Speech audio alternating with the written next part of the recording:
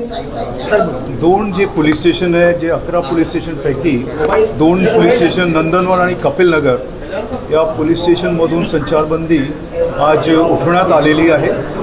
तसेच परिमंडल 3 जे आहे त्याच्यात लक्कडगंज, पाचपौली, शांतीनगर, परिमंडल 4 मध्ये सक्करधारा आणि इमामवाडा, परिमंडल 5 मधील यशोधरा नगर याच्यात संचारबंदीमध्ये 2 तासाची सूट देण्यात आलेली आहे।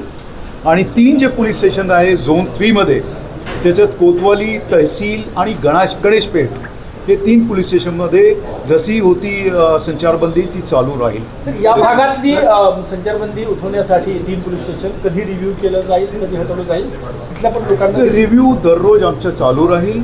जसे जसे शांतता हे होतील म्हणजे इन्क्रीजेस शांतता बघून आणि लोकांची मूवमेंट आणि कुठलाही प्रकार घडू नये यासाठी सगळी परिस्थिती बघून आपण निर्णय अटकेतील आरोपीची संख्या आतापर्यंत पोहोचलेली आहे आणि फहीम खान आणि सोशल मीडिया किंवा या सगळ्या पोस्टनंतर काय ते आत्ता जे आपल्याकडे 80 एक्युज्ड ॲडल्ट्स आणि 11 मायनर एक्युज्ड असे 91 एक्युज्ड आहे टोटल जे ताब्यात आपले आहे आणि घेतले होते। काहींच्या मेडिकल चालू आहे, तर हे सगळे जवळपास 91 एक्युज्ड आहे।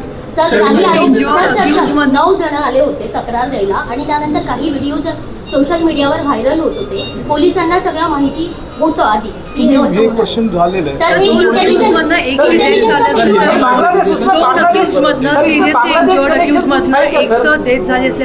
आहे। सॉरी 2 सिरियसली अक्यूज जे आहेत इंजर्ड अक्यूज त्यांची डेथ झाल्याचं रुमर्स सुद्धा बाहेर स्प्रेड झाले। असं काही नाही आहे। ते जे इंजर्ड होते व्यवस्थित आहे, मेडिकल ते डॉक्टर्सनी सांगितलेलं आहे आणि त्यांची प्रकृती सुधरत आहे।